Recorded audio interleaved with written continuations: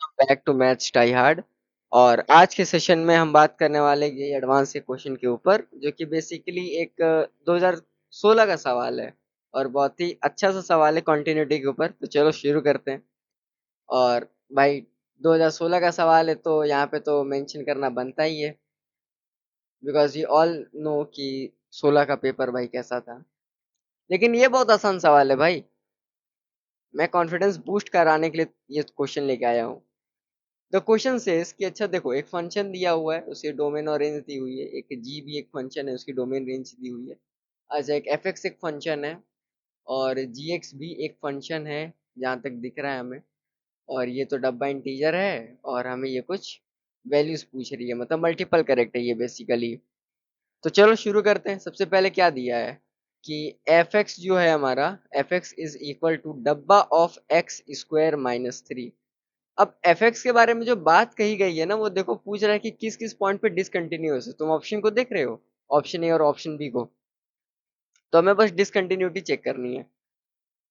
अब तुम ये बताओ कि सर ऐसा है कि अगर इसको डिसकंटिन्यूअस होना है, तो ग्रेटेस्ट इंटीजर फंक्शन को अगर डिसकंटिन्यूअस होना है, तो सर इसका मतलब है कि ये अंदर वाला जो पार्ट है, जो ये वाला ये जो पार्ट है, इसको एक इंटीजर होना होगा। जी सर। जब इसको इंटीजर होना होगा, यानी कि एक्स स्क्वायर माइनस थ्री को सर आप ये कह रहे हैं कि इसको इंटीजर होना होगा, इसको इंटीजर होना होगा।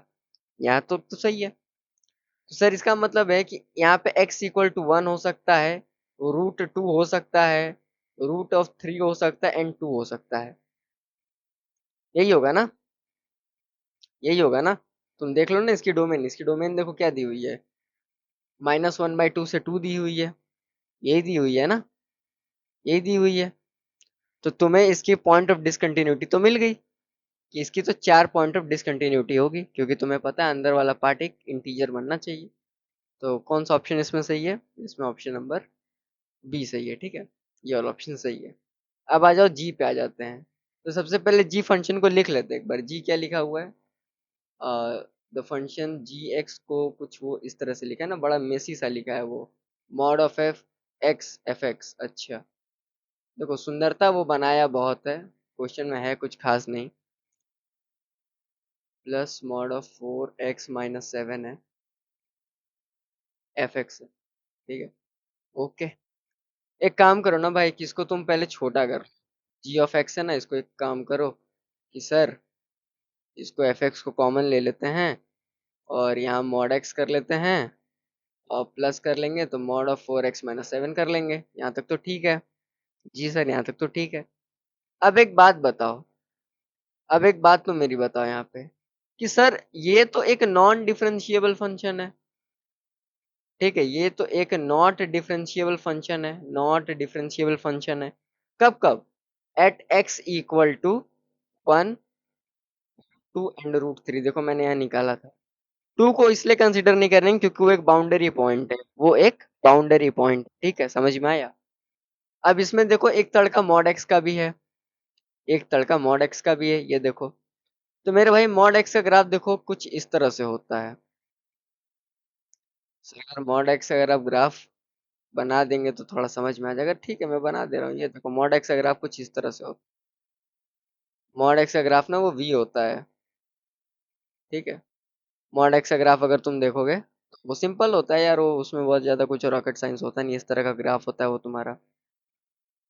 और हमें तो पता ही है कि डिसकंटिन्यूटी वहां पे होती है जहाँ पे ग्राफ या तो मुड़ रहा होता है, तो यहाँ पे एक ही इस पे डिसकंटिन्यूटी होती है।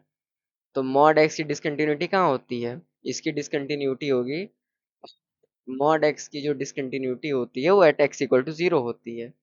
At x equal to zero पे जो फंक्शन होता है, ये वाला फंक्शन मॉड फंक्शन, वो डिसकंटिन्यूअस हो जाता है, डिसकंटिन्यूअस हो जाता है। इससे कोई दिक्कत वाली बात नहीं है। ठीक है सर। अच्छा सर, इसमें एक ये फंक्शन भी दिया हुआ है, लेकिन ये भी मॉड फंक्शन है। मेरे भाई मैंने क्या बोला है कि मॉड हमेशा जीरो पे जो है नॉन डिफरेंशिएबल होता है, तो तुम उसको जीरो के इक्वल कर लो।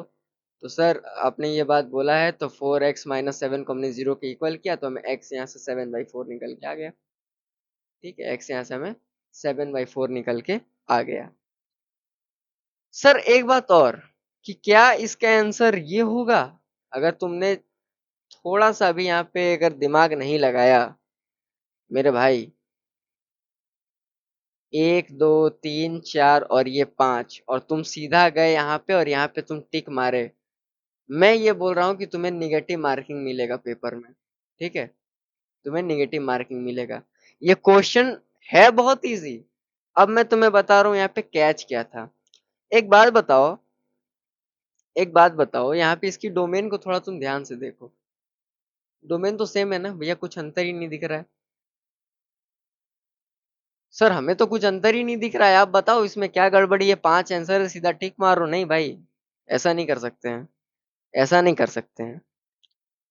अब एक बात बताओ, अब एक बात बताओ, मैं तुमसे एक बात बोल रहा हूँ कि जब भी x जो है, x जो है वो जब भी बिलोंग करेगा किससे, √3 से 2 के बीच में, इस केस में क्या fx तुम्हारा 0 नहीं हो जाएगा। बताओ, ये जो fx है तुम्हारा, अगर तुम उसमें ये वाला जो fx है, ये वाला जो तुम्हारा fx है, इसमें अगर तुम ये वाली वैल्यूज को अगर तुम पुट कर दो, ये वाली वैल्यूज को, तो क्या तुमको नहीं पता है कि ये 0 हो जाएगा। जब fx ही 0 हो जाएगा, तो जब ये वाला पोर्शन ही 0 हो जाएगा, तो फंक्शन क्या हो जाएगा भाई, 0 हो जाएगा। तो उसको हटाना होगा ना, हटाना होगा ना। बात समझ रहे हो। तो इसलिए तुम इसको कंसिडर नहीं करोगे। ठीक है, उसको कंसिडर तुम नहीं करोगे, उसको कंसिडर तुम नहीं करोगे। अब समझ में आया मैं क्यों बोल रहा था कि इस क्वेश्चन में एक पेज है। यही एक पेज है। तो इसका आंसर बी और सी होगा, जो कि इसका करेक्ट ऑप्शन है। इस क्वेश्चन में कुछ नहीं था। सबसे पहले देखो, मैं तुम्हें फिर से रिपीट कर दे रहा हूँ कि तुमने एफ एक्स निकाला, एफ एक्स का तुमने डिसकंटिन्यूटी निकाला, जो कि एक बहुत ही इजी पार्ट था इस क्वेश्चन का। उसके बाद जी एक्स तुमने निकाला, तो जी एक्स निकालने के लिए तो यहाँ पे कुछ करना ही नहीं था भाई। जी एक्स निकालने के लिए इसमें कुछ करना नहीं था तुम्हें। ये फंक्शन तो इस पे डिफरेंशिएबल था ही नहीं, ये फंक्शन यहाँ पे डिफरेंशिएबल नहीं था, और ये मॉड एक्स 0 पे डिफरेंशिएबल नहीं होता है। लेकिन एक कैच वाली बात थी ना, कि √3 से 2 के बीच में ही एक नंबर आता है यहाँ पे 7/, ये जो नंबर आता है 7/4, 7/4। ठीक है, तो तुम मतलब समझ सकते हो कि गड़बड़ हो जाता। ठीक है, क्योंकि एफ एक्स 0 हो जाता। वेल, अगर वीडियो पसंद आता है, वीडियो को लाइक करना, शेयर करना, सब्सक्राइब करना, और चैनल पे नए हो तो चैनल को यार सपोर्ट भी करना। और अगर तुम चाहते हो कि मैं तुम्हें पर्सनली मेंटोर करूं मैथ के लिए, तो तुम मेरे इस चैनल के डिस्कशन ग्रुप पे जुड़ सकते हो, टेलीग्राम के।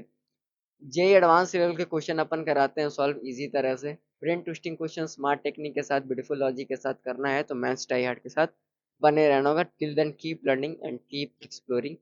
Bye bye.